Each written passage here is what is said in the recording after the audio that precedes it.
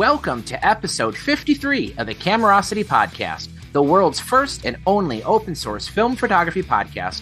My name is Mike Ekman, and it is time for more crowdsourced camera discussion. Tonight, we will be talking about gas, but not just any run-of-the-mill gas you can buy online. No, we're going into the weeds of Unobtanium gas, the type that you wouldn't hold your breath about being able to afford or acquire. Cameras so rare or expensive that you can only drool about them on your computer screen or your favorite podcast player.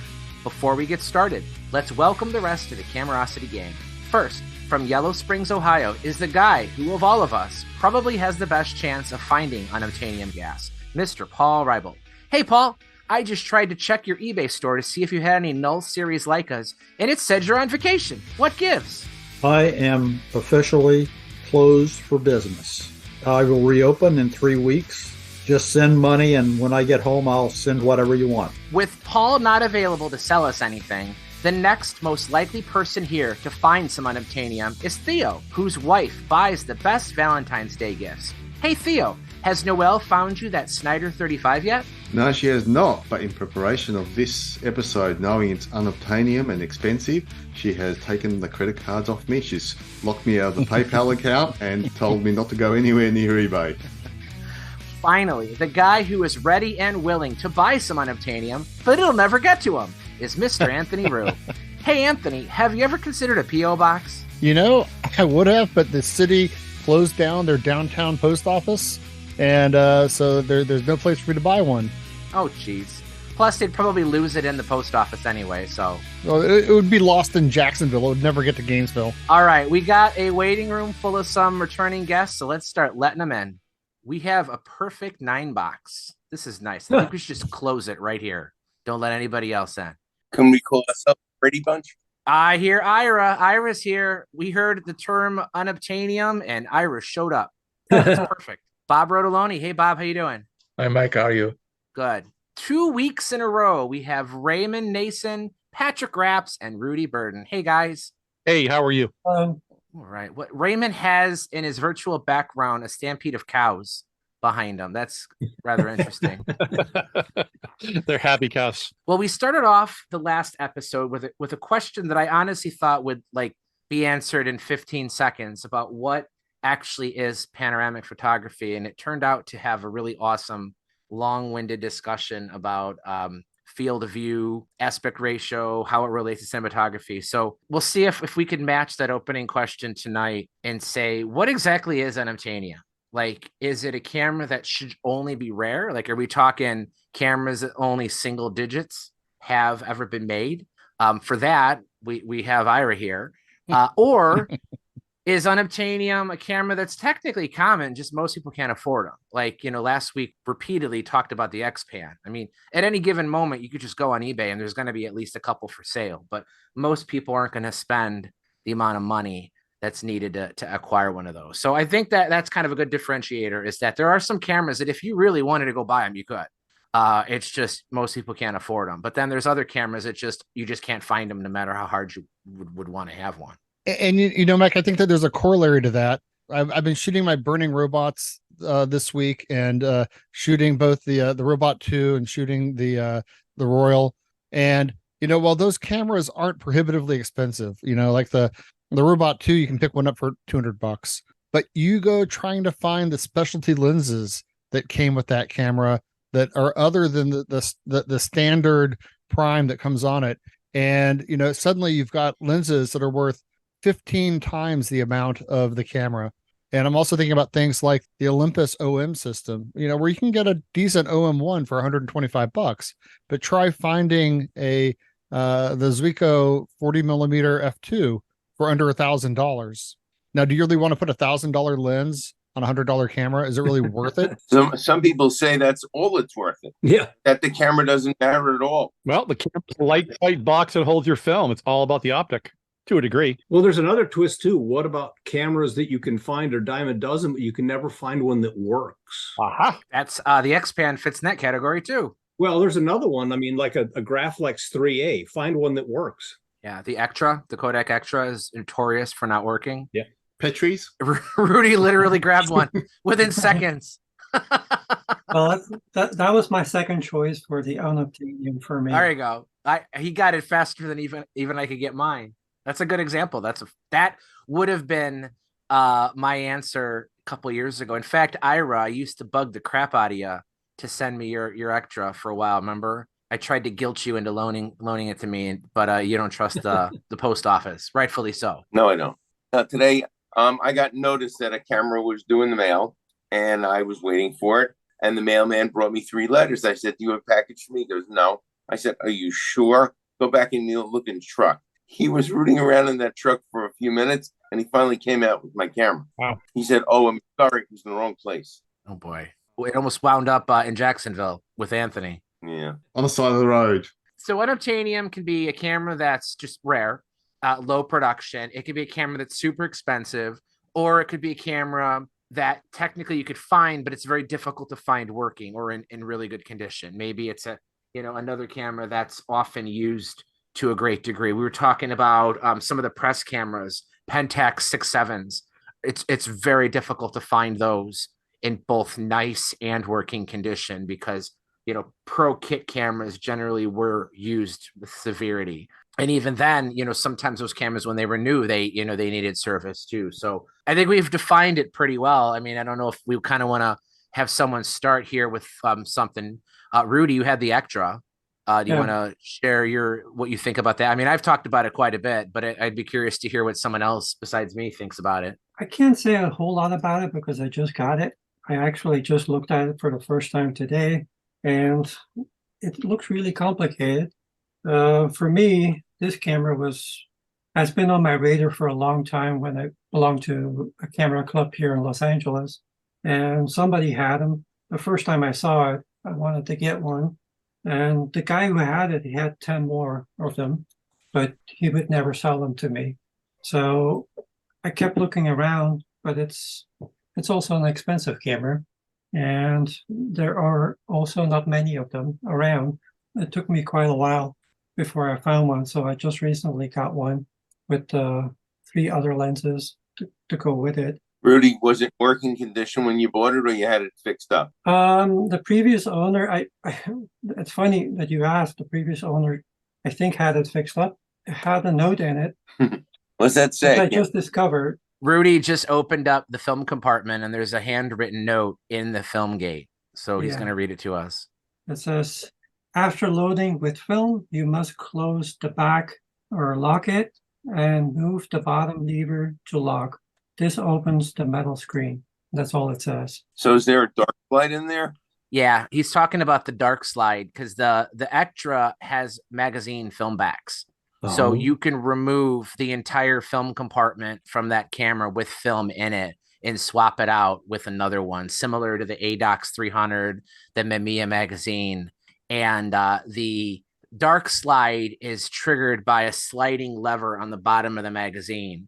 And there's a series of interlocks which will prevent the camera from working if that dark slide isn't in the right spot. So that's a good tip. I mean, honestly, that's an RTFM type camera. Almost every time you want to use it, you got to read the manual. Even if you've shot it before, it's always a good idea to refresh yourself in the event you have a working extra and want to shoot it. You want to keep it working. Yeah, I applaud the decision to put little notes. In fact, I may actually employ that myself on some of my cameras that I always seem to forget how they work. Yeah, that's why I kept it in there. Well, and it's just a cool piece of provenance too. I mean, we talk about provenance usually means like the original owner, but I think that provenance includes every owner of a camera. I mean, the reality is almost none of the cameras that any of us have are we the original owners of. So, we're almost like custodians of these things. At some point, these things will probably be in someone else's collection. So every little touch you can put like a little note or a hint inside of the film compartment. Because I always love it when I get like a run-of-the-mill SLR and you'll see a handwritten sticker on the back that says set to 130 and F8 or something like that. You'll see these little notes that people write for themselves, and I think that's cool. Well, there's another piece of Unobtanium that you could probably add in there is something that you can prove was owned by someone of note. Like a famous press photographer or something? Yeah, like I've got one. This is no great shakes, but I've got I've got the first year series Super D 3.25, 4.25 that's pristine,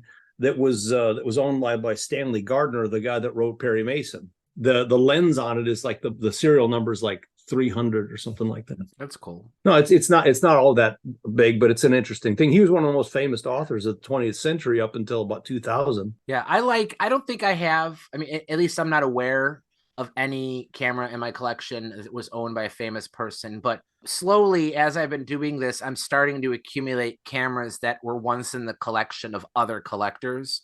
Mhm. And I think that's kind of cool too, to sort of remember some of the people who've passed away. I have a couple of Dan Arnold's cameras. I have a couple of Kurt Ingham's cameras. Oh, really? Yeah, You got I have, some. so it's nice to have. I mean, Paul sold me a bunch of stuff. He's still alive. I think Paul sold something to Elvis. So I know that's a good point too. I mean, if you could find an Ansel Adams camera that you could prove that he once owned, that would certainly affect its value. Does that fall into the category of unobtainium cameras, which are owned by famous or important or specific people? Is that something that could be considered unobtainium, because it could be a regular camera, but I mean, who wouldn't want one of the Pentaxes that the Beatles had, for instance? Yeah, exactly. Well, sure, because I mean, it's just rare. I mean, you're not going to go find one tomorrow. The problem, though, is proving that would be really hard. Sorry, where did you pick that up, and how did you know the problems of that? Believe it or not, I bought it off of a Facebook Marketplace type situation. That's not what it was. It was like that, and there was certificates. There used to be a company that would sell certified items, and I can't remember the name of it right now. I wish I could think of it. I don't have it in grasp, but it was specific to that, and it was the right time that he was selling them. It was marked as such, and there's some documentation with it too, that there had been obtained from his estate, and they certified it. Most of his stuff ended up at the University of Texas, believe it or not, but there's just a strange story. I know a little bit about it, but I was thinking earlier when we were talking about unobtainium, I'm not sure that there is anything now that's unobtainium, but Bob and I both will remember before the internet, when you were trying to find a particular camera, it was a lot of work. I mean, you basically only found it through networking your friends. Nowadays, you go on the internet, you can search for it, you can find, 17 cameras that in 1985 would have been impossible to find one of. The fact that it's such a worldwide connection now on finding things. In the mid 80s, a buddy of mine, and Bob knows him, Roger Pelham. oh yeah, Roger found a Leica Luxus. The Luxus was made in 1929 and 30. They made 95 of them. They were gold-plated, metal, and lizard skin body. They made 95. They don't really know how many are available right now. The last one that sold was, I think, $250,000. But it isn't the rarest one. The rarest one is actually the Luxus 2. The Leica, the original Luxus was a Leica 1 Model A.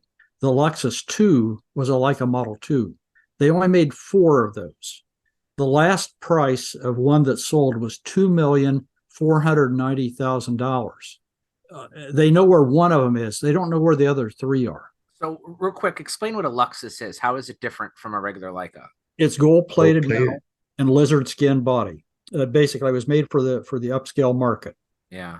But, they made 95 of them, of the first version. Roger found one. Roger was Mr. Leica, and he found one. And there was a lot of question about whether it was real or not. And they went to Wetzlar with it, and in Wetzlar, they checked back to the serial number, and it was original. It was an original Luxus. And I owned a very small part of it because Roger couldn't afford to buy it. And so I think there were 8 or 9 of us that were his buddies that all kicked in and put up the money for Roger to go buy the Luxus. I'm wondering if you could have it's a bottom loader, taken it off and let people like sniff the air in there, for like $20. That could be like it sniff the air from the Luxus for $20. And if enough people did it, then you could afford it. Well, the thing is, it was probably a horrible camera to shoot with. It was just unusual. It was just rare, and the rarity controls the price. I'll never have, the desire to buy a $250,000 Leica. But here's my 40-year-old story of unobtainium. Back around 1982, 83, I was living in Atlanta, and there was I was working at the High Museum of Art, and they put together an exhibition called The Machine Age in America. It was put together with the Brooklyn Museum, and it was dedicated to like the crossover between fine arts and industrial design. And they had an entire room dedicated to Walter Dorwin Teague. And I didn't know who Teague was at the time. And I mean, I was an active shooter at the time. I was a professional shooter at the time, but I wasn't really a camera collector. And I walked into that room and they had the number 1A gift camera and the Bantam and the Medalist, and they had his Bluebird radio and like several of the other industrial objects that he had designed. And I was just gobsmacked. Like the idea of owning that number 1A gift camera has been at the back of my mind for 40 years now. And it's one of these things where I don't like to buy cameras unless I know I'm going to shoot them. I don't know if there could be a more impractical camera to buy than a Kodak 1A gift camera. It's just a rather, I don't want to say mundane, but it's pretty plain vanilla Kodak folder of that period. I believe it's got a meniscus lens. It's just a very average camera. But, you know, it came with this incredible enameled Art Deco design on the back and around the lens. And then the kicker was that it came with a cedar box with the enameled top on it with the same design. And I want it just as an art object. But this is a camera now that I have seen in more art museums than any camera that I've ever seen produced. I was like, I just keep on running into it in museums. You know, I'd be in Milan and it'd be in the art museum. I'd be in Berlin and it would be in the art museum. You go to MoMA and it's in their permanent collection. You know, one of these days, it's like it would be such a splurge to spend that much on a camera that is just really an art object that I would never shoot. One day, maybe I'll get it. Same with the Bantam. You know, I think the Bantam is one of the most beautiful camera designs ever. But boy, every person I've ever talked to that has shot with one says you do not want to shoot with one. Well, two things. Funny you mentioned that, but before I make that point, anytime you have a camera that has cross appeal, so you have camera collectors who are into it, but then you mentioned the Teague Art Deco cameras. There's that sort of opens up the collectability of those models to people who just like Art Deco stuff or like Teague design stuffs or Raymond Levy, you know, because they did Coca-Cola bottles, locomotives, vehicles, things like that. A lot of industrial design. So they have their own collectors. A Kodak Signet 35 doesn't have a lot of value. You can find them for $20 on eBay. But get the black and olive drab Kodak Signet 35, and that's worth way more because camera collectors want them, military collectors want them, you know, Korean War collectors want them, you know. So there's a lot of things that could happen to a particular style or type of camera that I think adds to its value and makes it harder to find. So, you know, increasing the unobtanium quotient. I've actually got one that I just ran into. I don't own it, but a friend who is a collector, his friend who was a collector he'd known for years passed away recently, and he just went and got a huge amount of cameras from him in Colorado, and he came back with a Mickey Mouse Target 616. Yeah, the Mickey Mouse, the World's Fair box cameras are worth a crap ton. This isn't a World's Fair. This is one that was never actually sold to the public. They did them as prototypes. Okay. And they were working on it. And there was some antique collectors back in the 90s that found a bunch of them as prototypes in the boxes. And apparently they're just crazy valuable. Some people claim that they're not even real, that they were fake. The way that it's done, they pretty much know that they were real. Most people that do the investigation. Hey, Paul, don't you have a Mickey Mouse camera you just found today? I do. You have it near you? Yes. It's not going to be worth as much as that box camera. It's the Japanese Fuji DL7, and it was made for the Japanese market, licensed by Disney, and it's brand new in the box. The lens cap has Mickey on it. The whole box is written Mickey Mouse with Mickey's face on it. Can I show my other camera now, Mike? Yeah, go ahead. This is definitely unobtanium, believe me. It's a McDonald's French fry camera. That's awesome. I love those kinds of things. Novelty. It's a large McDonald's fry. What is that, a 110 camera? Or is 120, 120, oh yeah, 110. 110, yeah. Yep. I've got a Mickey 110 that's just a little purple one. It's got Mickey Mouse on it, Instamatic. Paul, does that count as a spy camera? I think the value of the McDonald's French fry camera just increased by infinite dollars because it's still worth zero. Let me ask Ira. Ira, is something like the T gift camera something that interests you as a collector, or is that just outside of the realm of what you're interested in collecting? I have to plead ignorance on it. I never heard of that camera. Pretty rare. I'm sure you've seen it. It's one of the colored folding cameras. It has a whole bunch of stripes and squares and colored boxes. They're usually brown. I think they come in teal. You've probably seen one. He made it for the Canadian market. And this was separate from the ones that came in different colors. So it was a 1A, and they called it the gift camera because it came in this beautiful cypress enameled lacquered box that had that replicates the design. Yeah, I mean, if you just do a search for T1A gift camera, you'll see it show up in the catalogs of museums around the world. It's really kind of fascinating. I saw one in person once in Fountain Hills, Arizona at a yard sale, but the guy wanted so ridiculous amount of money for it, I couldn't touch it. We were laughing earlier. I'm in the process of going through a pretty large collection right now. And this morning I handled 80 boxes of cameras, and I figured there were 8 cameras in each box. So I handled 640 cameras so far today. And I knew I had to quit when I opened a box and found a combat graphic. Oh, but it was a civilian version. It was a black one rather than the green one, which is even rarer, more rare than the green one. And I picked it up, looked at it for a minute, put it back in the box, and thought, "Holy shit! What did I just have?" At that time, I knew it was time to quit for the day. Didn't they make those in red too? Didn't they paint over a bunch of the actual service models and sold them to the civilians? They painted them red to differentiate them. That's possible.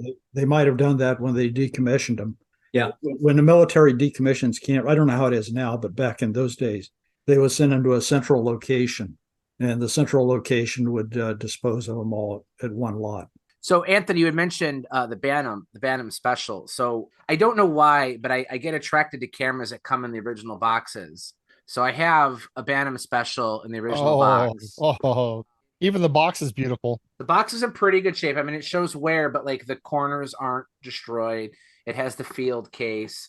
Inside are the manuals and stuff. I want the font. Yeah, it's definitely cool. It's like an old what do they used to call those? It was a restaurant where you'd walk up and it was a bunch of machines. Like an automat. An automat, yeah. But one thing that I thought was kind of neat about this because I've reviewed the Bantam special before, so I knew that this type of camera existed, but I had never seen one. But most Bantam specials were made before the war, and they all have German Comper shutters on them. But the ones made after the war, externally look the same, but it has a Supermatic shutter. So it doesn't. It has an actual Kodak shutter. So it kind of looks like the shutter that's on the Chevron, the Tourist with the 800. This one doesn't go to 800 though; it goes to 400. But what I really like about it is the cocking lever. I'll have pictures of this. You can see it says Kodak right there at the top. Pretty cool. Whereas the Comper one doesn't say that. So I actually really like this one. It looks different. I think the Supermatic just kind of has a neat look to it.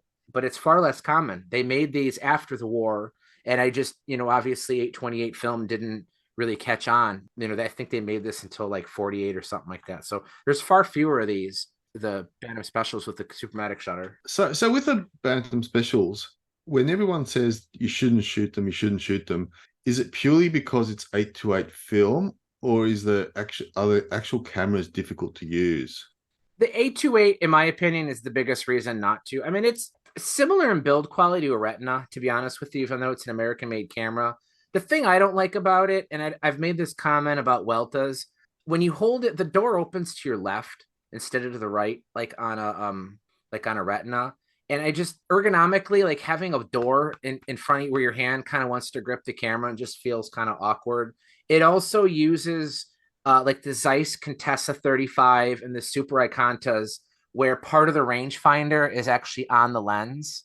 And as you can see, and I'll have pictures of this, it's really, really close to the door. It's just the ergonomics of it aren't great. I don't think it's as bad of a camera as some people make it out to be, though. I kind of trashed the first one I ever shot, but I didn't know it at the time. It was just broken. The calibration was off. I couldn't get sharp images on it. And I had a reader of my site insist that I needed to try a better working one. This one I've never tried yet. In good working condition, the Bantam special is a fine camera. The one advantage to 828, well, the biggest disadvantage is you get 8 images a roll, which, compared to 35 millimeter, we can get 20, 24, 36. But one thing that is kind of nice is that the exposed image size in 828 is larger. Instead of a 24 by 36 negative, like you would get on 35 millimeter film, you get a 28 by 40. So I wouldn't quite call that medium format, but you do get, roughly 30 to 40% more area of your exposed image size, which, you scan that, you can get pretty nice looking images from these cameras. It's just the practicality of 828. It's too bad Kodak didn't make a version of this camera that shot 35 millimeter. I think it would have been much more popular, but I think that was the retina. So they really had no reason to do that. As we're speaking about unobtanium, and Mike and I had a little bit of discussion on this before we jumped on today, does that include cameras that were never quite made or were so only made it into prototype? And the one that sort of jumped to my mind straight away was the TLR that Nikon apparently either drew up and never made or made up a prototype. Mike and I didn't quite sort of land on whether they actually made the prototype. So Bob, being our resident Nikon expert, Yeah. did they actually make a prototype of the TLR? Yeah, they did. Supposedly they made 2 of them. And the reason that they scrapped the project was they were not capable of making a leaf shutter at that time that would work. No one in Japan could make it, so they'd have to import it from overseas. So they scrapped the whole idea and just went with the Nikon 35 millimeter. But they did make a couple of them. I've seen a picture of one. I'm sure Nikon has one stuffed away somewhere, but Nikon is very tight with their prototypes. They don't show them until you get kind of like force them into it, but not like Leica. I mean, they just hide everything. But they did make a couple of them. Yeah. As far as I know, none are owned by private individuals at all. None have ever shown up in a private collection that I'm aware of. And those were 35 millimeter? No, it was 2.25 TLR. It took a 75 millimeter lens, which Nikon made. They made 75s for other people, Aries and whatever. The lens wasn't the problem. It was the shutter. They just could not make the shutter. Nobody in Japan was capable in 1947 of making a good leaf shutter that was accurate, so they scrapped it. Robert, let's say you wanted a 120 2.25 TLR and you really liked Nikkor lenses. Are there other options for TLRs that were made that have Nikkor lenses? Aries made 2 models that came with Nikkor lenses. They had a special, I think one was called like the Aries Flex Z or whatever, but they didn't give them a special letter or number, and they were more expensive, of course. Also, Sawyer, who made a smaller 127 TLR, they also came with Nikkor lenses, some of them, and they again were priced higher.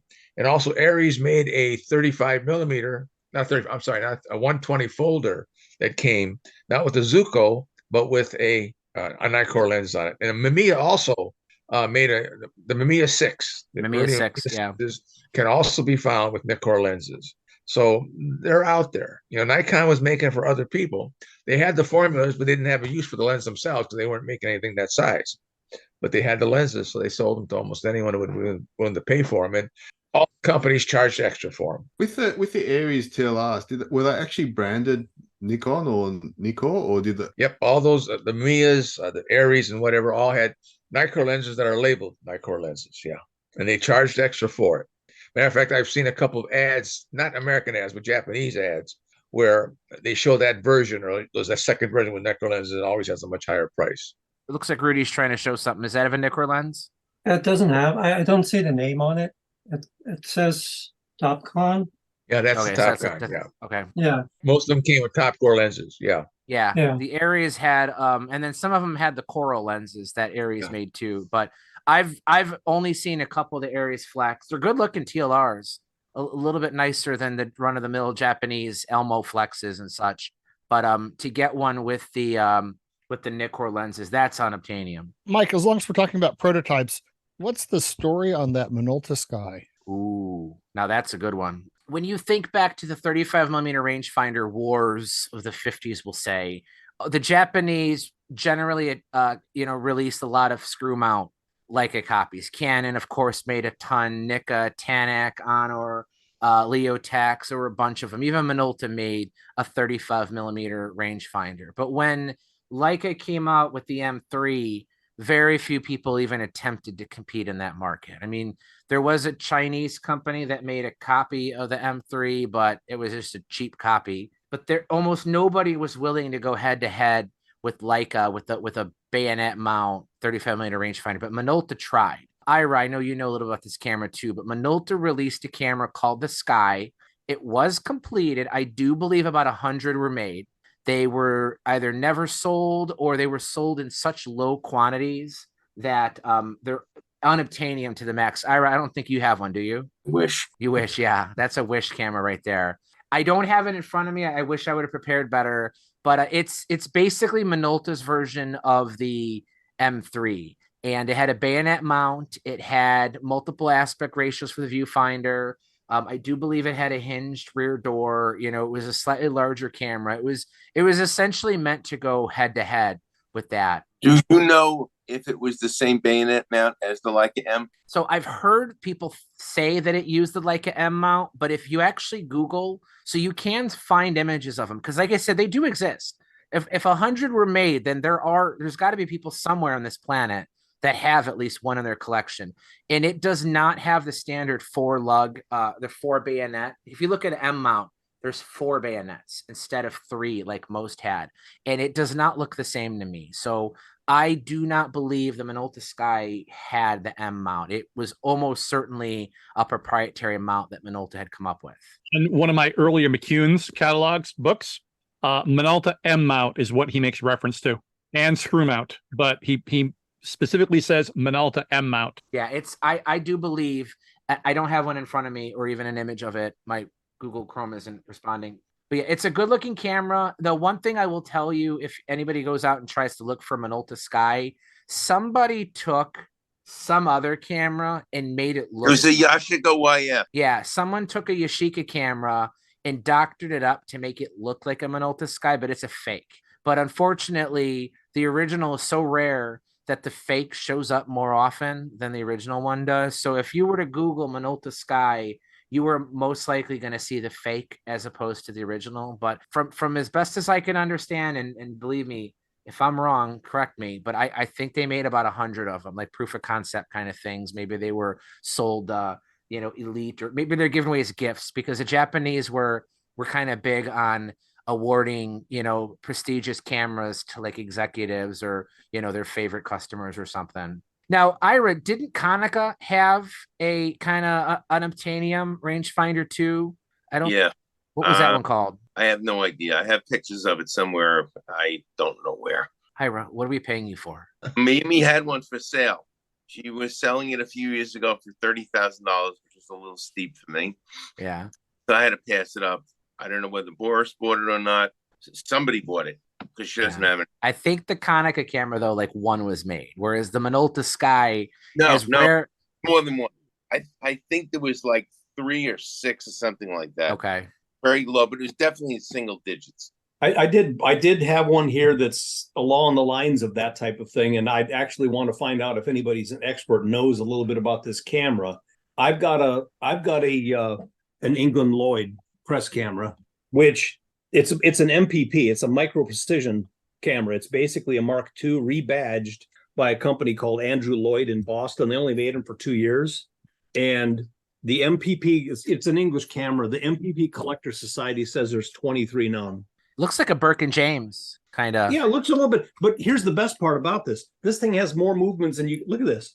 It's got these studs that run through. So the back has a bellows? The back's got it runs all the way through. It's got tilt shift and very similar to what Linhoff did. Yeah, exactly. Well, so you can see it'll tilt this way. So I'm going to show my ignorance with press cameras. Is there an advantage to tilting the film plane versus the lens? It just gives you a solid square, but you can do a lot more with it that way, and you can do a combination of both. So is it just a rebadged MPP? Because the MPPs are it's a little bit more than a rebadged because it doesn't really look like it. If you look down at the bed, it's a crinkle black. Okay, so it doesn't quite look like an MPP.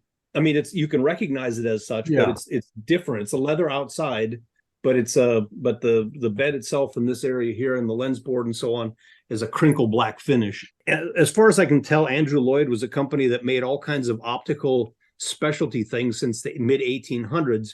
and they would buy from others and remanufacture, rebadge it, and then market it. So it was a little like a premium. I mean, a little bit like Tower, I guess, Sears, except it was done on a real high-end basis. So they were doing a value-added Yeah.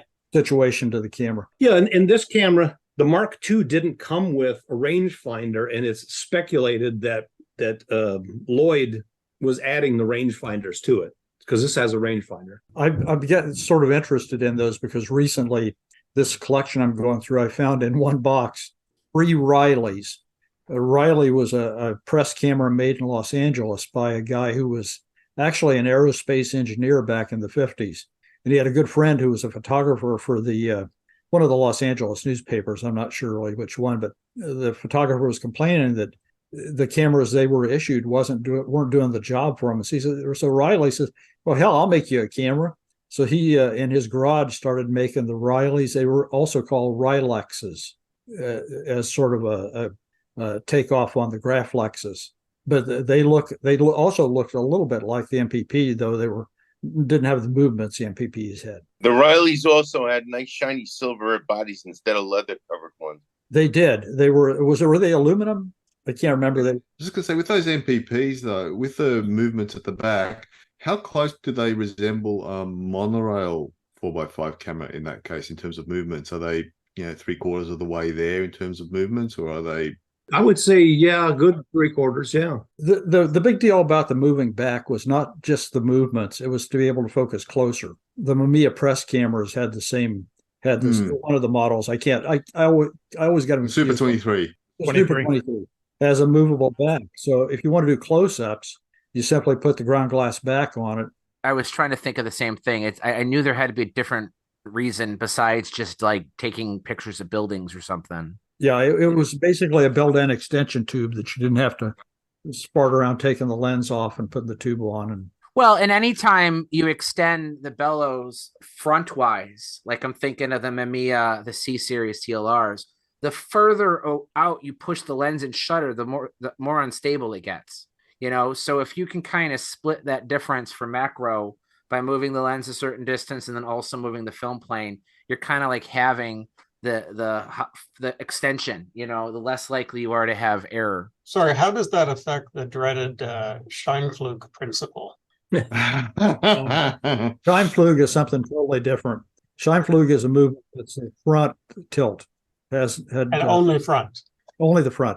The only camera that could ever really do a Scheinflug, aside from some of the press cameras like that, was the Rollei SL66. So that one tilts back, but it's got some good movements on the front too. Yeah, that's what I was thinking actually, because you've effectively got a field camera that's got a lot of the monorail movements, so you could go out and do macros of flowers out in the wild and things like that. That rocked your boat, so that's actually quite impressive. So, Mike, you were talking about these like rare and limited edition run cameras. Just this week, I was doing my biannual crawl through eBay looking for wide-angle lenses that I could afford for my Robot Royal 36. I came across somebody that has a Robot Royal 18 up for sale. And most people have probably never heard of a Robot Royal 18. And that's because they only made 77 of them. And it was a true robot half frame camera. Half frame. Yeah. Cause they were usually square. And then the Robot Royal was full frame or double frame. Yeah. And then they made the 18, which was a true, like 18 by 24. They made, I believe it was 77 of them. Wow. I heard 75. 75? That's what I heard. And, they cost about, cost is, I guess, relative to me. They cost about the price of like a used Honda Civic. They're not the most expensive camera in the world, but the problem with assigning value with rare cameras, though, is the market fluctuates so wildly. I mean, Paul, you've even commented that just in general, like regular camera sales are down right now across the board, right? Like you've spoken to other eBay sellers and everybody's complaining online sales of just stuff is down, right? Yes. So then you factor in a rare camera like, the Robot Royal 18, and it's just so impossible to predict what someone can pay for something. Because, I had an article that I've written on my site many years ago, and I keep sharing it to people every time you get one of those questions on Facebook of what's my old camera worth. And The name of the article is literally "What's my old camera worth?" And I basically say the camera is worth what someone's willing to pay for it. And if you're talking about eBay, you change it to the camera's only worth what two people are willing to pay for it. In the sense of an auction. So, it can really, really be difficult when you look at rare cameras because you just don't have a lot of past history to be able to just gauge what it can be. Like we all know what a K1000 is going to sell for. You have a Pentax K1000 or your Sheikah, Electro 35 or, any common camera, but you start getting to these rare cameras and yeah, you might find one that's sold at a Flint's auction or a Lights auction for, 10,000 euro. But that doesn't mean you can get that. Finding those rare cameras and figuring out the value of them. And not only that, the people who are selling them generally want those high prices and they're not willing to let them go for anywhere close to what maybe that the current market might dictate its worth. Rare gear, your audience, I to truly understand the value of a product is such a small audience to really, get what a piece is really worth. Hey, Mike. Oh, look at that. He's got a Robot Royal 18 right there. I was holding one up right now. So Royal or Ira's got one of the seven. Looks How did you say? the same from the front.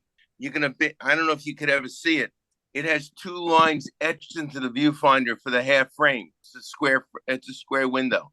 Ira's holding up a Robot Royal, which has what looks to be a square viewfinder, but the front glass has etched lines, which would be how you would frame the half frame. So that's not adjustable though, right? Like you can't take out a mask. They're No. Okay. Oh, that is very cool that you have one. Ray and I both are eBay sellers, and one of the things that's the new reality is eBay has changed the way they do things, and eBay fees of 10% today. If you want to sell on eBay, you have to sign up for promoted listings, which costs the seller another 9%.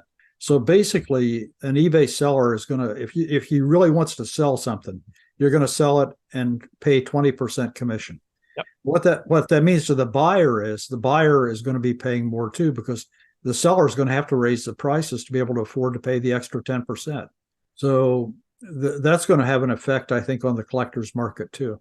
Sure. But in reality, if you look at it, it's really not that much different from going to an auction. No. Because at an auction, you're going to pay a buyer. They charge like 30% or even more. I got a real quick cool one here. A camera we talked about on the Konica show is the Konica 3M. This was the last of the Konica 3s. You had the 3, the 3A, and the 3M. And the M is easy to spot because it has this flip up selenium meter that you actually have to flip up in order to see if the viewfinder. It looks like Rudy's got one too. Okay, but Rudi, so open up your film compartment.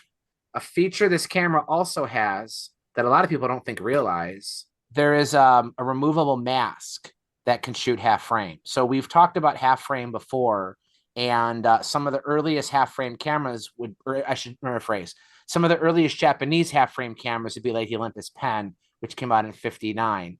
The 3M came out in 58. And what I like is that this mask is removable, so you can take it out. So it's a full frame camera, but it has this mask, which is a tiny little piece of metal, which, as you might guess, is always lost. But in the upper right-hand corner is this little finger. And when you install it, it pushes a lever inside the film compartment, which turns the 3M from a double stroke into a single stroke. Huh. So one stroke is for the half frame, 2 strokes is for the full frame. So that's why I was asking about the Robot Royal. I wanted to know if the mask came out, but apparently it doesn't. So when we talk about Unobtanium, this camera is not that hard to find. I mean, it certainly isn't common, but I'd be willing to bet you can go on eBay and find a couple 3Ms. This little dinky, thin piece of plastic, probably 2 cents of steel, is probably worth double more than what the whole camera is worth because they're so easily lost. When you put that in the camera, does it effectively engage the viewfinder to let you know you're at half frame? No, the viewfinder has projected frame lines that have the normal 50 millimeter, and then there's just lines that are always there. So it does nothing to the viewfinder. The only thing it does is the finger pushes a lever, which I mean, you can actually see it. This will be hard to see, but there's a little lever here that moves. And when the mask is in, it pushes the lever, and then it turns the film advance into a single stroke instead of double stroke. But I see lines in the viewfinder, but there's lines kind of more in towards the middle. Right. That's so the lines are always there. You can't get rid of Yeah. those. Whether or not you have the mask, you can always see the half frame lines. Yeah. So that's how you would frame it. That's then. how you would frame it. The auto reflex works kind of the same way, except instead of lines, Ira, if you look through the viewfinder of the Automax, you'll see these like little teeth above and below about where a half frame image would be. And those are always there too. So you should see a little, they look like little triangles. Yeah, well, it's etched lines going all the way down the. Oh, there are etch lines I couldn't remember, but yeah, that's the same thing. So these are both made by Konica. This camera is obviously 8 years before the SLR, but they both kind of accomplished the half frame, full frame in different ways. And this you have to do before loading your film in. By the way, yes, but wait, there's more. Konica made a half frame version of their FT1 motor camera. It's called Konica FT1 Pro Half. Mike, I sent you this. I sent you that picture. There was one on eBay about the Konica episode. Yeah. The FT1 has another name. It's called the Unobtanium camera. Because they never work. Garbage. What they ship them from the factory, the battery compartments are pre-corroded. Right. They include the you actually have to pay extra to remove the corrosion from the factory. Otherwise, they just leave it on there. That's like a PAX. You could never find a PAX that the helicoid isn't frozen like it's got cement in it. Richard Olesen had told me that he tried to clean a PAX once, and he tried the typical solvents that you would normally use to like remove the green goo from like an AGFA. None of it worked. He had to use concentrated xylene. Yeah, xylene or toluene. Yeah, He said he soaked it. He completely disassembled the entire shutter and just submerged it. Like he was worried it was going to melt. Yep. The metal did not melt, of course, but it did actually dissolve the whatever they use, the super glue. I started taking mine apart because I really want to use it because it's a kind of a cool little camera. They are neat looking. Yeah. I have heard that those things actually use whale in the lubricant. Slow drying cement. Vlad Kern has with a straight face said they've used animal fat on some Soviet cameras as lubricants. Yeah, well, supposedly the PAX cameras are notorious for that. And I have heard, I don't remember the exact source, that they use liquefied whale blubber, which eventually unliquefied. The blubber cam. Real quick, before we get off Konica, though, I did look up the rangefinder I was thinking of. It was called the Konica FR. And Ray, it came out at the exact same time as the Konica F. Really? It actually had the same shutter. So the Konica F had that 1/2000th of a second high synchro metal blade shutter. It was very similar to the the Copal Square, but it was a different design.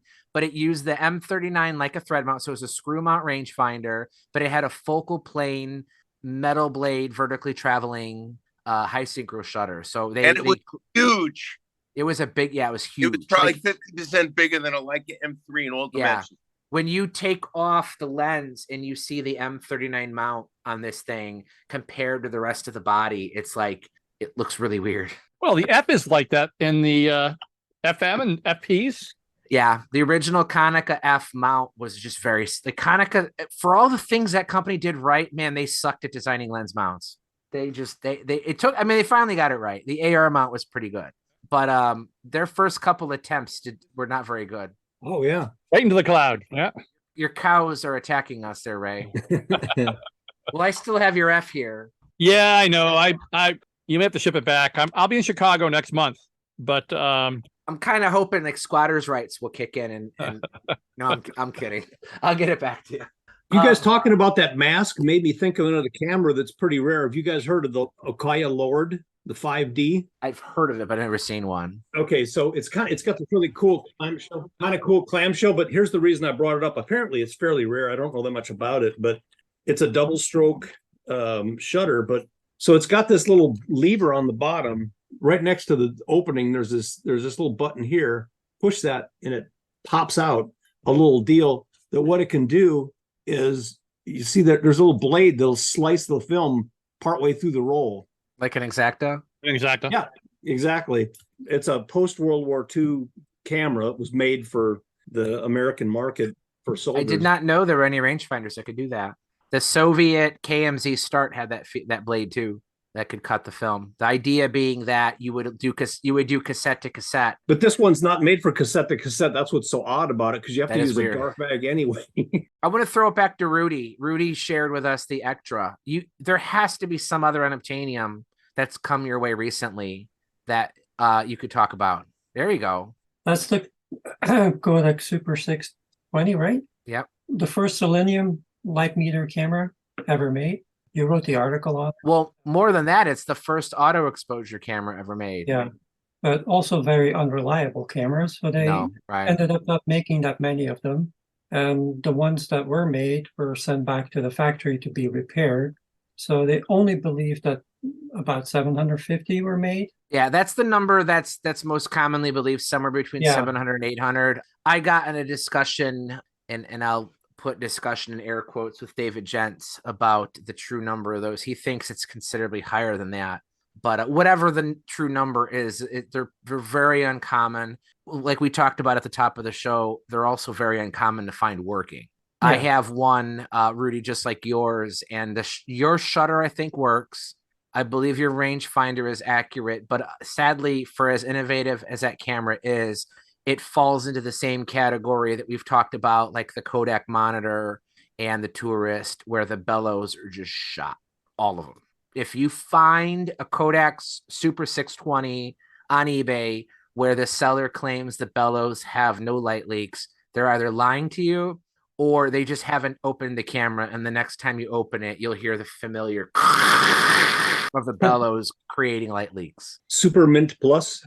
Yeah, Super Mint Plus with Swiss cheese. Plus. So this might be controversial, but I'll defend it. If unobtainium can include digital, I have what I thought used to be an unobtainium digital camera. This thing here is an Epson RD1. And I had a chance to play with this camera.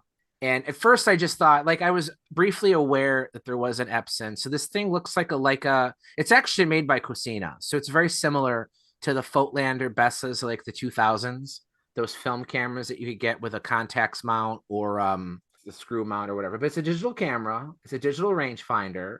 It's got a 6 megapixel sensor on it. So, it's from like 2004 or something like this. This thing predated the Leica M8 as the first digital rangefinder ever made. But I'm going to write a review of this camera, and I can already tell you the headline of this camera is going to be we've talked about on this show, you've seen them on Facebook, all these attempts to turn film cameras into digital cameras, the I'm back, digital sensors that replace the film plane. Like, people want this like hybrid film / digital experience. And I will tell you, it does not get more film-like for a digital camera than this. I'll have pictures of this, but if you take a look, what am I showing right there? What is that little... A shutter cocking device. There is a shutter cocking... It's not a film advance lever, but there is a traditional lever for cocking the shutter. So you have to manually cock the shutter, and it's a vertically traveling metal blade shutter, whatever Cosina was using back then. So you have to cock the shutter every time you fire it. It has a mechanical speed dial. Wow. Epson at the time was owned, or they may even still be owned by Seiko, the watch company. So there's this dial with 4 analog needles. It's a watch face. So when I turn it on... Oh, good. You're not on empty. That's cool. The large hand is your exposure counter. So you can see numbers from 500, 100, 50, 20, and then 10 down to 0. So the large hand counts down how many exposures you have. There's a smaller needle for your white balance. There's an E and F. I mean, it literally looks like a gas gauge on a car. And then there's a 4th needle for R, N, H, and that's your quality. So like R is raw, H is high, and N is normal. So it's got analog gauges for those things. Now, this is a digital camera. What does this look like to you? It looks like a rewind knob. But it's not the rewind knob. It's actually the mode dial. So when you want to change modes or you're using the rear LCD, you actually rotate what looks like the rewind knob on a film camera to actually control. And there's click stops. You probably can't hear it. Yeah, I came. It feels like any normal film camera. I mean, it's very heavy, very solid camera. It uses the Leica M mount. So I'm lucky enough to have a Summilux M on there, all black. It's an optical viewfinder as good as any Leica. I mean, this is exactly as good as you'd ever see in a Leica film camera. Uses the Leica M mount. It's got these analog needles. So I like this thing. I did not expect to like it as much as I did. It is a little weird using a digital camera with an optical rangefinder, though. The frame lines don't perfectly match the focal length of the lens. So this is a 50 millimeter lens, and it does have a crop sensor. So you gotta take into account crop factor. But That's really cool. You know, the top design reminds me of, is it the Nikon 35 Ti? The TI had needles too. Yeah. Yeah. All right. So that's my digital gas. And it has a little LCD in the back, and you can actually flip it around. Oh, wow. Oh, wow. Sorry, what do you know about the sensor? I know it's a crop sensor. I think it's APS-C. I don't know who made it. Paul might know. Nikon. It's the same sensor as the D70. Okay. But I tell you what, I've already seen some of the sample images from this, and it's outstanding. For a 6 megapixel sensor, the images look great. You know, I mean, obviously it doesn't have the infinite croppability of a modern 20 plus megapixel sensor like you would expect today. But for an image that doesn't require a lot of cropping, the detail that this thing makes is really, really nice. So for a camera, this came out in 2004, and this is the first version. There's 3 versions of this camera. This is the first one. The second one is physically the same. It just has a different firmware. And then the third version removed the swiveling screen, and it added compatibility for higher capacity cards. Oh, and it doesn't have a USB port anywhere on it. So in order to get the images off the camera, you physically have to remove the card, stick it in the computer, and transfer from your computer. So while that's not obviously as complicated as developing film, in a weird sort of way, it's like an extra step you have to do to get images off the camera. So I think, I mean, even though it slows you down, I think that's kind of cool too. And are those CF cards or SD? SD, yeah, regular SD. It only supports up to a 2 gigabyte card though. Oh. You need older ones. The SDHC ones and the XC ones, I'm told, will not work.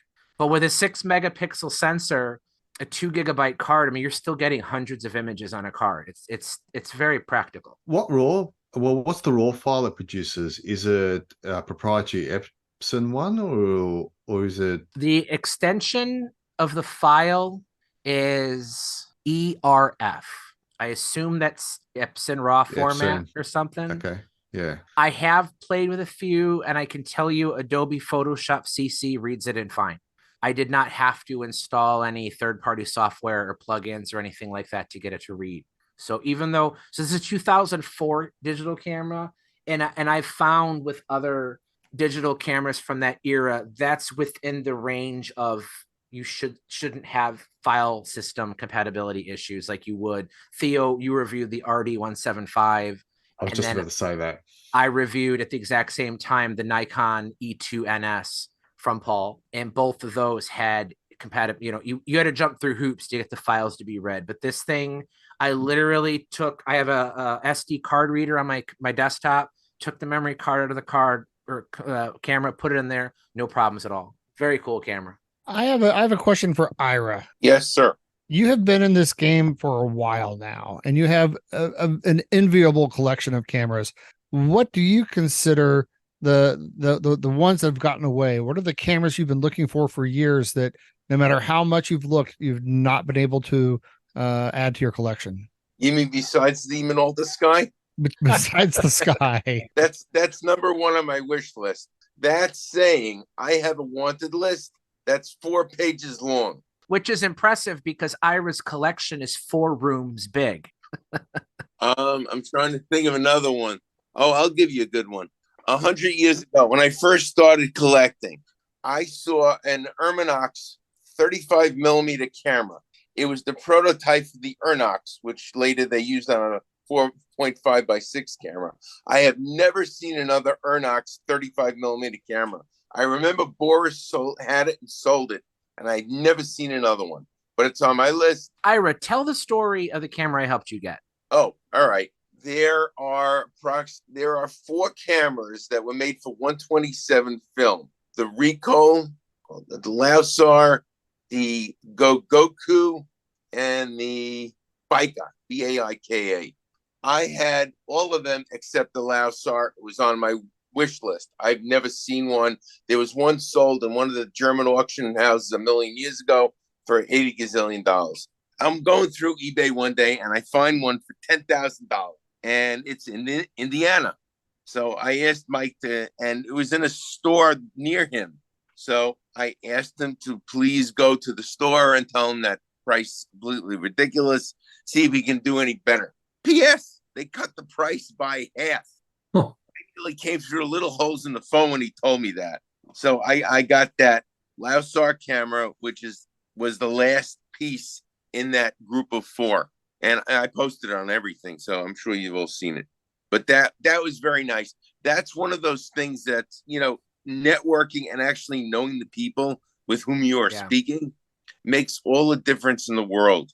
Well, even though Ira was happy with the purchase, the story I'd heard is that it was a friend of a customer of that store. And the owner doesn't normally do consignments like that, but the owner of the store and the owner of the camera both went on the same collect-a-blend or whatever site, and they saw the estimated price. So they, it follows that thing I was saying earlier, that when you have a rare camera, it's extremely difficult to come up with a price for it because so few of them have ever been sold. How do you give a value to a camera that's that rare? And that's where I think they'd come up with the $10,000 price was, there's Collect-a-Blend probably said that. So they go, well, it says 10,000, that's what I want. What Ira was saying was, it's kind of like, you're not going to get that. In one hand, had they not done that, that camera probably would have went to a Goodwill for $5 and you would have never had it. So, even though you ended up having to pay, you were happy with the price, but, and obviously the seller probably was happy too.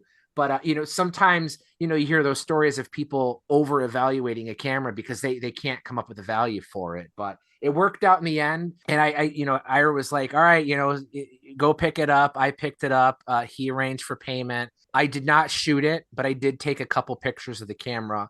It's real pretty. It's a neat little 127 3x4. It looks for all the world like a Leica 1 copy. Yeah, it's very Leica-esque, like 1938, I think it was made pre-war. Yeah. I have some high resolution photos I took of it just in case I ever wanted to write a review of it and pretend like I had shot it. Pretend it's in your possession. I'd get a Foth Derby and shoot pictures and just pretend like that was the camera that did it.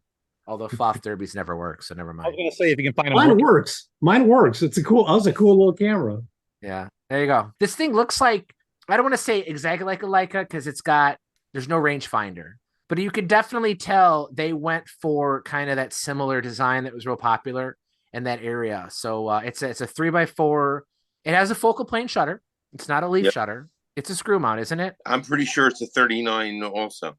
Yeah. So Ira has some unobtanium. James Thorpe, we haven't heard from you in a little bit here. You got to have something fun to talk about. Well, there's a couple that aren't rare. I mean, they're unobtainable financially for me.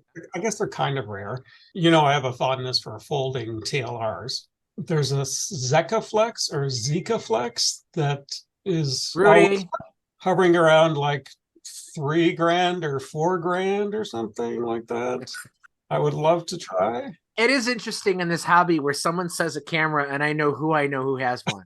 That's amazing. And they happen to be on the podcast where you mentioned it, going to get it right now. Wow. That's interesting. And how he does that is just remarkable. Well, while he's searching his closet. Oh my God, there it is. There it is. Look at that. I tried it. I took pictures with it. Yeah. But unfortunately, I put really expired film in it to try it out on the late evening to shoot with it. So they came out mostly underexposed, but it worked. That's cool. And it wasn't too difficult to shoot with either. I didn't have a manual with it. It took me a while to figure out how to open the camera. Yeah. But once you figure that out and load the film, it shoots like a regular TLR. And what's your exact home address again, Rudy? I seem to miss it. He lives in Maine. In Maine. I get that'll narrow it down some. Yeah. When you get to folding TLRs, though, the Superfecta, this thing is a massive honking thing, So I think that one is way heavier than this one. Yeah, this thing is a Wow. beast. The cool thing about these is the back rotates. So Oh, you that's can cool. you can shoot it's a 6x9 TLR. You can shoot it in landscape or in portrait That's cool. simultaneously. And it has a waist level finder, and it's not going to show on the video, but when you rotate it, there's these little arms that like mask off the different orientation.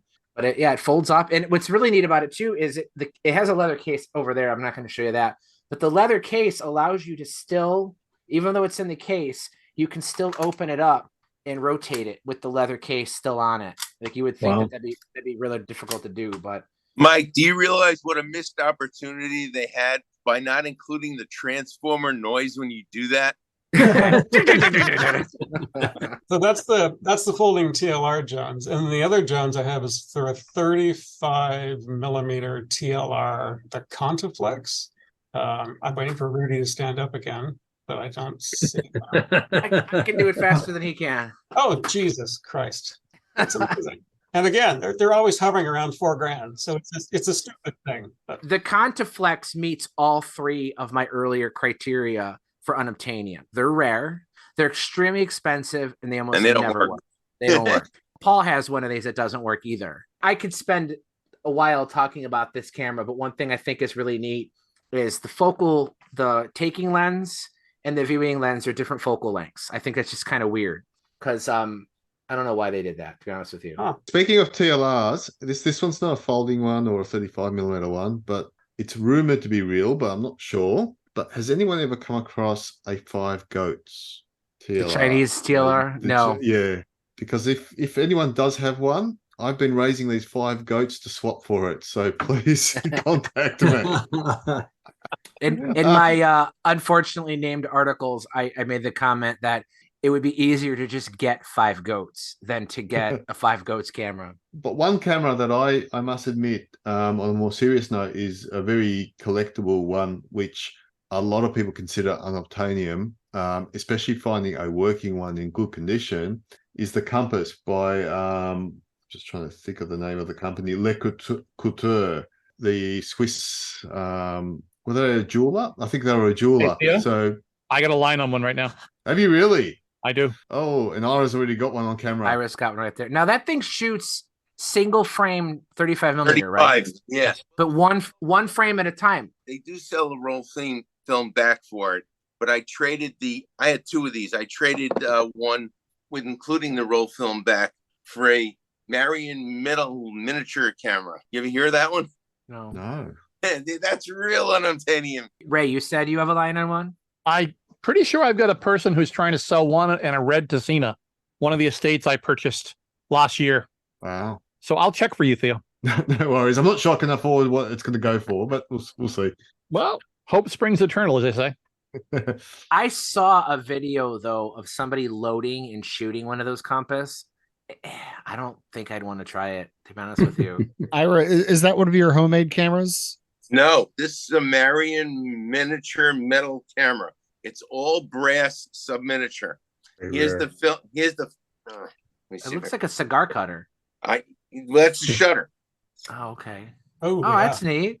It's a guillotine shutter. It's a guillotine. Yeah, I was just about to describe it. It's like a metal tube with a plate sticking out in front of it with a circle. Yeah. And when he triggers it, it falls straight down, and the circle obviously must pass in front of the film plane, exposing the image. And as we're watching, Iris just let it go, drop all the way to the floor. Oh, jeez. Oh. Hi, this is Mike. This next section, we talked to Robert about some Nikon rangefinder prototype cameras and lenses. This section was done while we were sharing video during the recording of the podcast, which we cannot make available to you listeners. If you would like to follow along, though, check out mikeeckman.com and search for Nikon rangefinder prototypes, Rotoloni report number 4. I'll include a link in the show notes. Thank you. We haven't heard much from Bob. So Bob, what would be, give us an example of like a rare, Nikon for somebody who's like a Nikon completist. What would you name as the one to get? I used to have it. I don't have it anymore. In 1947, they designed a lens, a 50 millimeter 1.8 lens, to replace the 50 f2 that they had made all along. Problem was it used a kind of a rare type of glass, and they only had enough glass to make 4 of them. They made 4 supposedly. Actually, we found out later on they only made 3. I had one at one time. I don't have it anymore. But the other 2 have never surfaced. Even Nikon doesn't have it. I talked to Fuketa about it, and he remembered it. I even showed it to him, and he just kind of, his eyes just kind of glassed over when he looked at it. But he did remember the development of it. The design was nixed after a while, and they came out with the 1.5 instead. But they made 3 for sure. The glass, that's all the glass they had. And I had one of them. And it originally was found, it came from a collector in Michigan who sold it to somebody in Japan. And then I found out about it, and I was able to get it. And unfortunately, an American collector waved enough money in front of my face for me to part with it. I wish I still had it. But there it is. There it is. Yep. Wow. Its serial number says 4. Okay, 802 means 48 of the second month of 1948. That's when they actually physically assembled them. It was designed in 47. The serial number says 4, supposedly, but according to it's the one in the middle. According to Fuketa, they only had enough glass to make 3. He doesn't know where the other 2 are. I owned that lens for about 10 years, and then I eventually did to a collector here in America. Now, Robert, there's something I can see in this image that is you typically don't see in a Nikkor lens. Bubbles, right? Yes. You talked about that.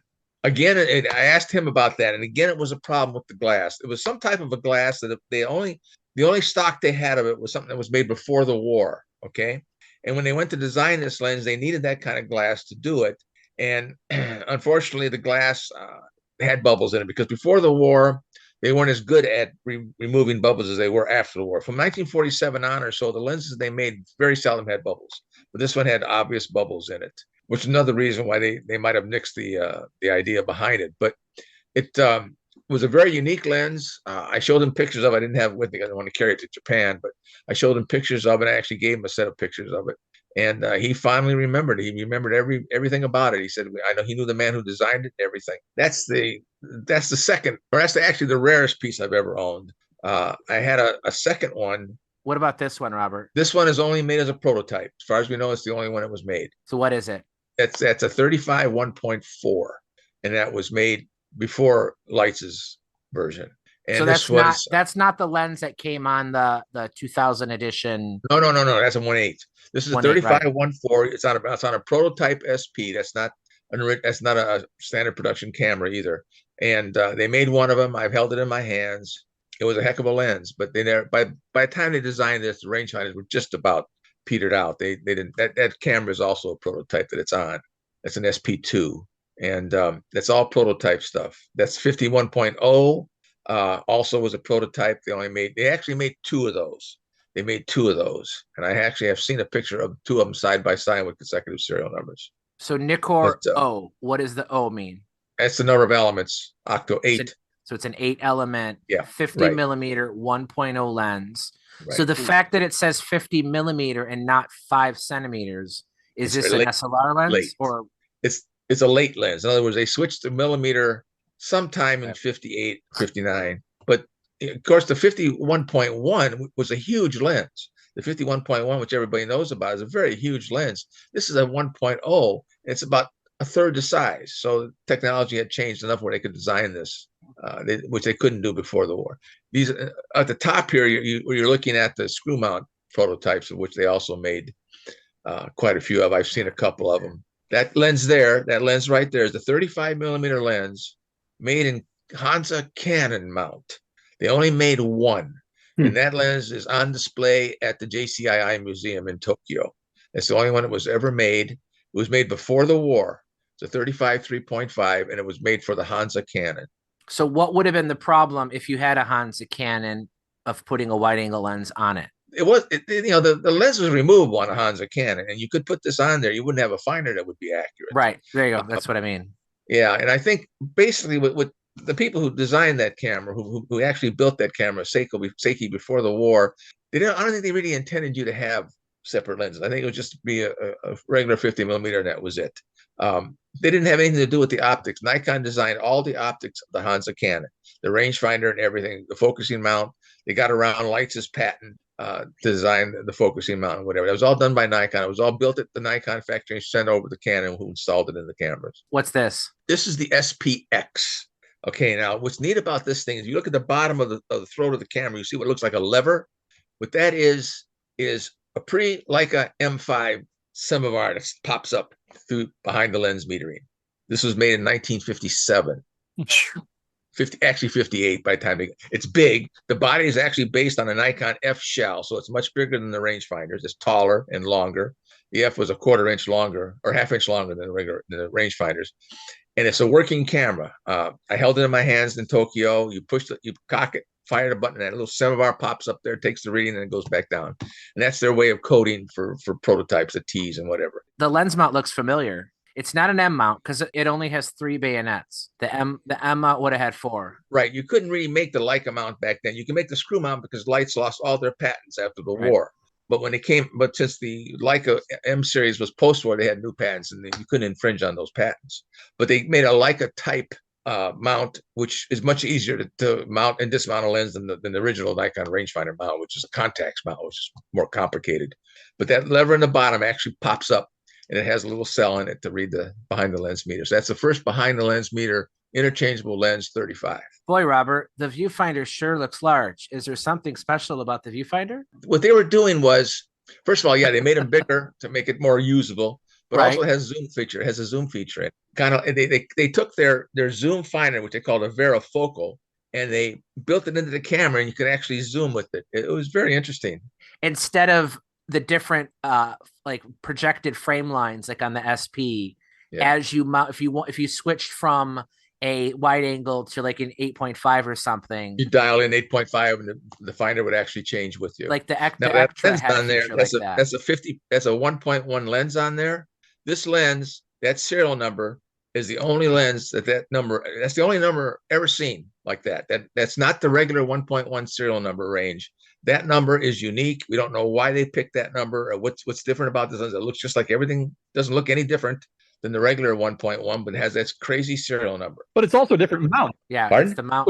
Different lens mount. So I assume different lens mount, yeah. But the serial number is totally unique. Now, whether they made a number 1 or not, we don't know. Nikon usually starts their lenses at 001. Okay, 2 more for us. What is this? This is the SP2. They made 2 SP2s, 2 versions. I've also had these in my hands in Tokyo. They're all owned by the real quick. The SP came out in 57. And then after that, they released the S3 and the S4, but those were lower featured cameras, right? So the SP was the technically most advanced Nikon. That's always top of the line. Yeah. So what you're telling us is they actually did make a successor to the SP called the SP2. They made 2 of them. They were called SP2s. They're actually serial numbered, etc. The one that you take the back off, the thing is even drilled for a motor, so it's ready to go. It's a totally functional camera. This one does not have a zoom viewfinder. See where the finder's in the middle though? The eyepiece is in the middle. Mm-hmm. In the middle, yeah. That's serial number 5. The other one I think is serial number 3 or 4, something like that. But they made 2 versions of this, and they differ in certain control features, but they basically look the same. These are all in Nikon's possession. They never got out of the factory. This other one up here, it looks a little different. That's another one of the SP2s. Let's look at these. Explain to me. That's S2. That's S2 prototypes. What is this? It looks to me like this is a Leica thread mount. Yes, that's the original. That's called the Leica L. They made 2 of them. I also had that one in my hands. But they also made a bunch of other screw mount prototypes, which you have in that header on top of your. When you bring up that page, you have a header with a bunch of pictures of those. We didn't know about those until recently. But this is the Leica L. This is the Leica L. And they just literally put a Leica screw mount on it. It's an S body with a Leica screw mount. Here's some of the prototypes they made. Look very Contax-like. What's interesting about this one, look where the rangefinder window is on this one. It's way to the side like a Contax would have been. Like a Contax. They're trying very hard to copy the Contax. And they have self-timer lever, which the rangefinders never had a self-timer until the SP came out in 57. That self-timer looks just like a Contax self-timer. So when would these have probably been made? Probably around 56, 55, 56, somewhere around there. Maybe a little bit earlier. Because see, Nikon, this is based on an S2, so S2 wasn't even in design work until 54. Nikon was thinking about coming out with a screw mount as opposed to the bayonet. They decided against the screw mount because they felt that all the other Japanese makers were making screw mount copies. They wanted their camera to be different in some way. So they eventually scrapped the screw mount and came out with, and adapted the Contax bayonet mount. But they made a bunch of prototypes. There's like 7 or 8 of them. So when Nikon was designing these, Nikon was a lens company, not a camera company, right? Right. So the meat and potatoes of what Nikon was making at the time were screw mount lenses, right? At first, yes. As a matter of fact, their first camera didn't come out until 48. So everything they made in 46 and 47 were screw mount, mostly sold to Canon. It would have actually behooved them to have a Nikon camera that used the Nikkor screw mount lenses. They just, for whatever reason, it never materialized. No, they just decided against it for marketing purposes. They wanted their camera to stand out from the crowd. So they put the bayonet mount on there, which of course has its own advantages over the screw mount, but the Contax mount is kind of weird. But anyway, these are all screw mount cameras. This one's based on the S2 body, S2 shell. That's based on an S shell. So, the serial numbers are all prototype serial numbers. They all have, most of them have self-timers, or at least a cavity for the self-timer. None of the Nikon rangefinders had self-timers until 1957. Thus concludes the Nikon prototype section of the camera. Yes. No, I mean, I realize that, prototypes that like don't even exist in the wild don't even qualify as unobtainium. This is sort of a prototype. I guess you could call this a prototype. What is this? We call this Mother 1. The serial number of this camera is 6091. This is the very first assembled Nikon, period. Okay. They made 20 prototypes, numbered prototypes, 6091 through 60920, possibly 21. And they were used for testing and changing things and whatever. This one, I held that in my hand, and also 6094. 6094 looks a little bit different. This camera is not totally complete, but it has all the basic features of what eventually would become the Nikon 1. There's number 4, I believe. Yeah, 6094. This is a slightly later one. This one is actually functioning. The 6091 does not function, but this is the 4th prototype that they made. They supposedly did this through 60921. However, a friend of mine here in the United States, as a matter of fact, owns 60922. So he owns actually the first production camera. The first 21 were not meant to be sold. And if you also notice, the logo on the top is missing. It says Nippon Kagako in block letters instead of that triangular logo. So it's a very different camera in many respects. And they both showed a lot of signs. They were assembled, disassembled. They were changing things constantly. Made in occupied Japan, Oh yeah, this was made in 46 and 47. 46 and 40. They started probably around November of 46 is when they actually started to put these together. All right, we are coming up on that time to start winding down. Does anybody have any unobtainium recent acquisitions or anything they want to share or talk about or ask questions about? You got a good selection of people. What does Paul have? NPC. We're having a very heavy thunderstorm and rainstorm here, so I've been on mute for a while, but my UPS guy just came to the door about an hour ago, and I didn't hear him. But I found this guy in California is sending me stuff. So I got 2 boxes. One of them had 2 NPC 195 cameras in it, which is pretty cool. It's the Newton Plastics Corporation, which is a misnomer because this thing is aircraft grade aluminum, a copy of the Polaroid 195. The other box had 15 pounds of lens hoods in it. If anybody needs a Topcon lens hood that fits the UV top cores, 53 f2 or 35 35s, I can ruin the market for you right now. No, there is no lowest price on these. I might be able to ruin the market on lens adapters. So we may have a Camerosity fire sale coming up soon. This guy in California has got, his house is so full of cameras right now that he's actually begging people to let him ship stuff to him. All right, so this shouldn't be a secret.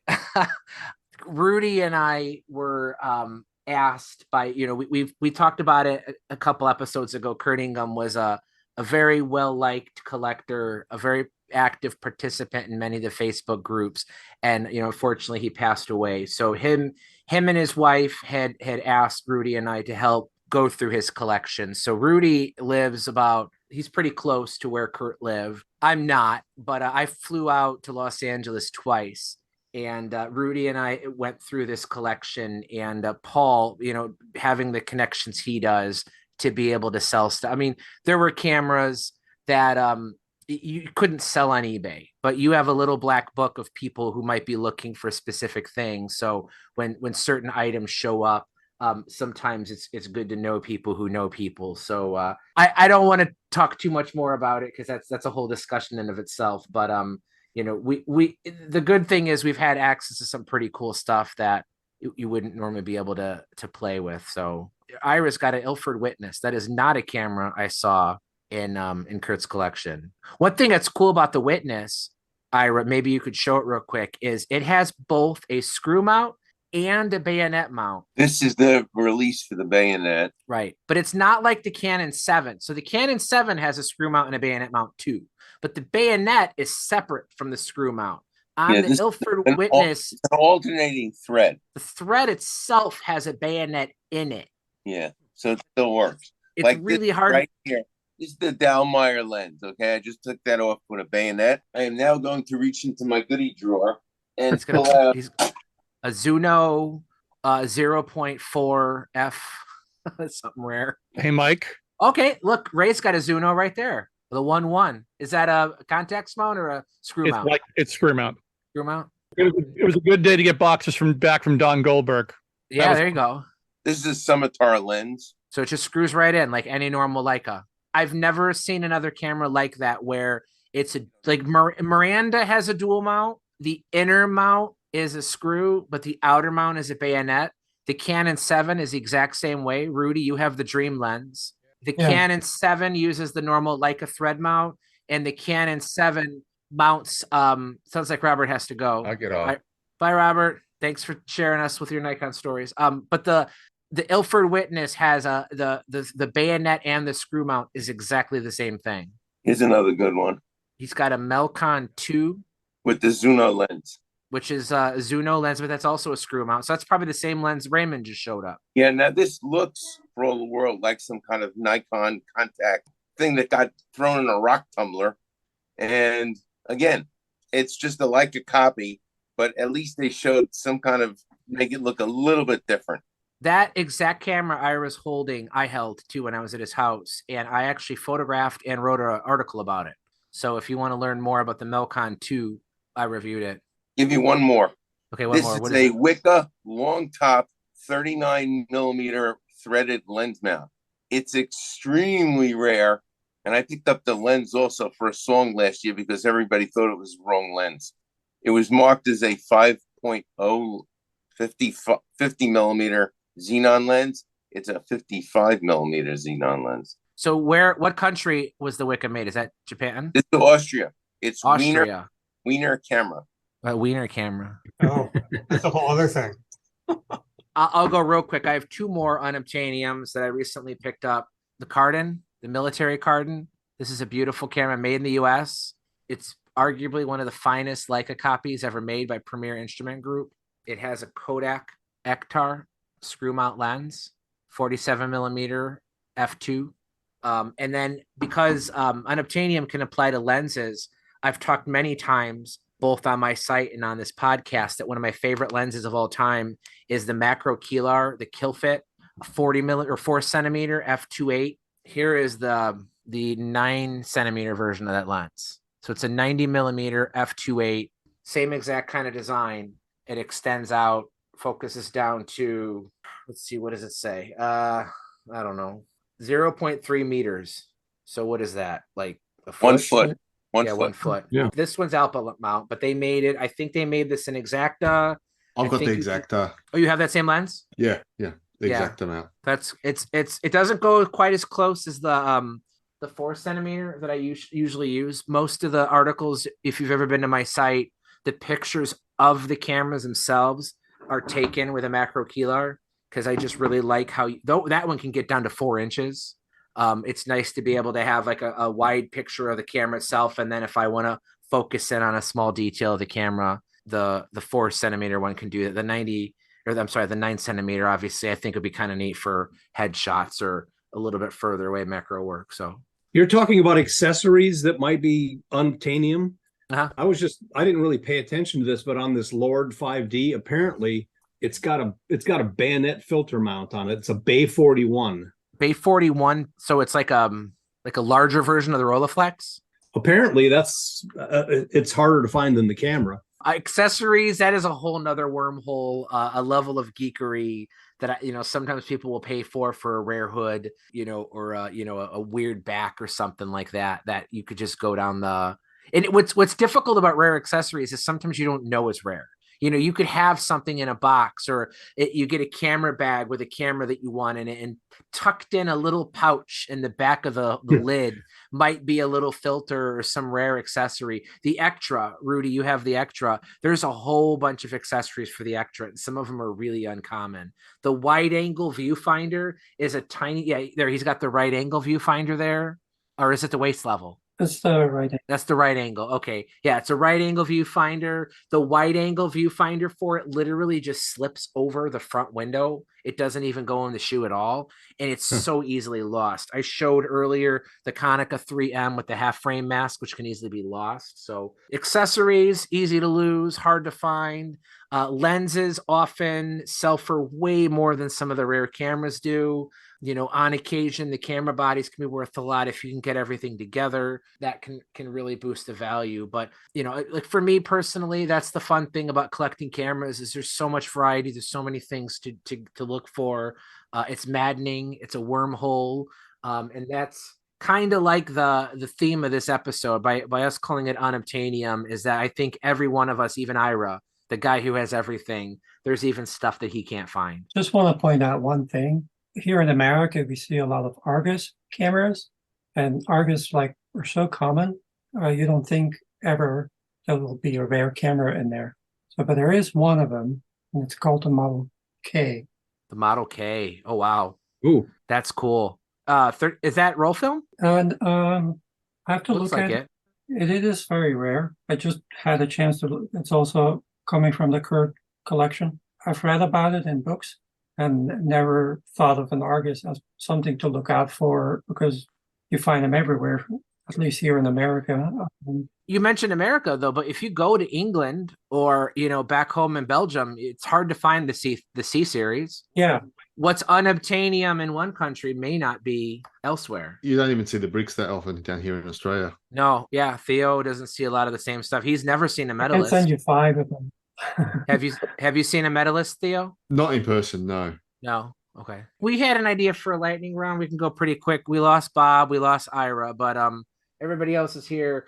Real quick, name a camera that's the opposite of Unobtanium. What's a camera that's so common that you don't want it? Rudy, go first. Argus brick. Well, besides that, what do you have 78 of? Oh, the fast pocket. 79 actually. 79. Oh, I counted wrong. No, the brick is a good example. I picked one up at a garage sale for $1. Yeah, that's the opposite of Unobtanium. Paul, what do you see a lot of? I don't ever want to see another Voigtlander Brilliant. James, anything that strikes your mind is a camera that's the opposite of Unobtanium? Yeah, the K1000. The K1000s, yeah, they're pretty common. They made those for 25 years? Yeah. Raymond? Minolta SRT, you name it. Anything, yeah. They made a crap ton of those. Well, and Kmart sold them for a long time. That was like the Kmart camera, wasn't it? It was, yes. Yeah. And not saying they're bad cameras. So, No. I like the SR cameras, and I have XKs, and I have some really cool Minolta cameras, but it just seems like I see an awful lot of SRTs. Yeah. Anthony? Down here in Florida, for some reason, we have the world's supply of the Canon AE1, all offered on Facebook Marketplace for $400. Yeah. Anthony, they actually sell for pretty good money up in the Northeast here. $250, $300 price point. Patrick? I don't have a camera. I would just say that anything with focus-free optical glass. There you go. All right. The big royal view. Yeah, or the Canoms or whatever they with lead weights in them. Patrick, I will say though, I have spent the last 2 days shooting the heck out of the Fisheye Takumar 18mm f11, which is about the size of a body cap, which is crazy because I've also got a 17mm Iris for my Pentax K1 that's the biggest lens that I own. This thing is so small, but it has no focus and no aperture blades. It literally just has the disc with the holes for the 4 different apertures drilled into it. Like Waterford stops. Yeah, like an old box camera. Yeah. So you can do 11, 16, 22, or 32. But yeah, there's zero focus, optical glass, Takamar lens, How is the image quality from that? all over the map. If you shoot it at f11, it looks like a smeary charcoal drawing. I was shooting black and white. It looked like almost like a tilt shift where they're like little bits that are in focus and bits that are out of focus, but you can't tell how they're out of focus, so they should be in focus because they're like in the same plane with what is in focus. But then you stop it up to 22 or 32, and it's as crisp as any 18 millimeter glass I've ever seen. Wow, very cool. But no focus at all. Like it's just like, and I played around trying to see, if I had it at f22 or f32, 3 feet to infinity, 2 feet to infinity was in focus. Theo, did you get to name your non-unobtainium? It's actually something people call Unobtanium a lot because of the price, but I could never bring myself to do it. Is a Contax T2.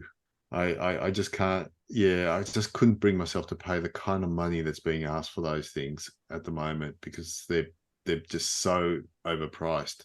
But to be honest, if people are happy with them, they're not overpriced. But for me, they are. Theo, I was thinking that pretty much any point and shoot that costs more than 125. Yeah. Yeah. Rudy, can you think of a point and shoot? I guess not point and shoot, but a highly regarded automatic camera that's difficult to find working? The Contax G2 or Yeah, the Contax G2 is a highly praised, poor reliability camera.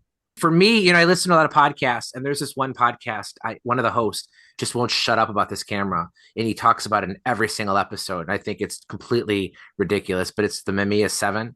It's this thing is just a piece of junk. Oh, geez. Oh, you're off my There we Christmas go. list, mate. You're off my Christmas list. Shall we go on vacation? Poor guy. Yeah. I'll throw one out there that I actually like this camera. I think it's very good as a great lens, but it's so common. I think it has very little value. Is the Yashica the Electro 35. I mean, those things are just so common. A lot of people trash on them because they don't support full manual mode. But when you find one that's in actually working condition, they're actually really good shooters. I think they're very attractive. It's just they made millions of them, and you could just find them like a dime a dozen. the black ones are nice. The black, yeah, the GSN, the GTN. We have reached our limit for this show. I wanted to thank you guys for coming. James Thorpe, Raymond, Nason, Rudi, it's awesome to have you back again. Patrick Rapp's back again. Bob had to go. Ira had to go. But, we had our last episode. It took us a little bit longer to get out than we had hoped. Scheduling conflicts, believe it or not, each of us have lives. And sometimes it can be hard to work around that and get things out, but we do like to get these shows out to you. The panoramic episode was just awesome, so much fun to do. This one was great. There was a question asked in our Camerosity Facebook group, like, what does open source mean? And it was Alex Loix who gave the best explanation that we kind of throw out there an idea, but it's up to you guys to direct us and bring things to talk about. Where these shows go are you just never know. Like I said, it's so much fun to do this show. We did this last year, the month of August. We're gonna take a break. Paul's gonna go down to sunny Arizona and have some time. Believe it or not, Paul actually does other things than play with cameras. He's a folk musician, Americana. What is it, Paul, that you do down there? It's in Scottsdale. It's a Americana folk gathering. Oh, I'll have to go check it out. I'm North Phoenix. Oh, cool. Well, you're near Fountain Hills? No, I'm on the west side, I-17, just about Carefree Highway. Okay. Yeah, we're on the corner of Indian Bend and North Scottsdale Road. How many years you been doing this, Paul? 24 years. 24 years. Yeah, That's Patrick. awesome. Patrick. When is that? When is it? It's August. Well, we're doing a Kruger Brothers show on Monday the 7th. They're at MIM on Sunday the 6th, and then they're playing at our place on Monday the 7th, and then our event is the 8th through the 13th. Through the 13th, good, because I'm in Munns Park for a week. So I'll email you my phone number. Call me. I'll have passes for you if you want to come. Oh, that's great. I'll message you because I see you on Facebook all the Yeah, time. I know. We see He you. might even have some lens hoods for you too. I got lens hoods. You got some top UV top cores. I got the hoods. All right. So we're going to be taking the month of August off. We will be back in September. We have no idea what we're going to talk about. We're going to start off with season 3. I don't know if that means we're going to change anything. Maybe it'll be more of the same. From what it sounds like from you guys, you like what we've been doing. But as always, the topics and discussions in the Camerosity podcast are decided entirely by you. Even though we sometimes have an idea of what we want to talk about, where they go, we just don't know. So I want to thank you guys for all the feedback. The Facebook group has grown. We're up to 800 people, Theo, about right now? Roughly that, yes. 800. We have some great followers on Instagram. The show has been breaking records. Our last episode, 51, is already our highest listened to episode. So we keep breaking records each episode.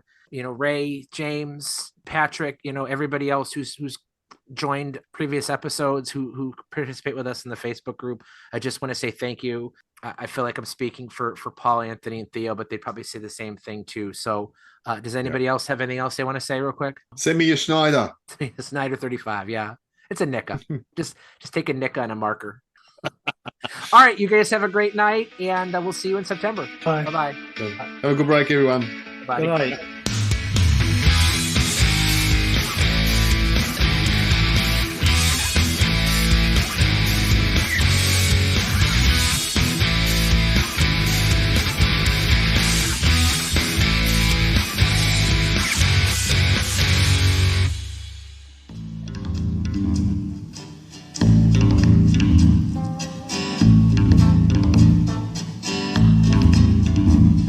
You walked into the party like you were walking onto a yacht. Your head strategically dipped below one eye. Your scarf was apricot. You had one eye in the mirror as you watched yourself go out. And all the girls dreamed that they'd be your partner, they'd be your partner, and you're so vain. You probably think this song is about you, you're so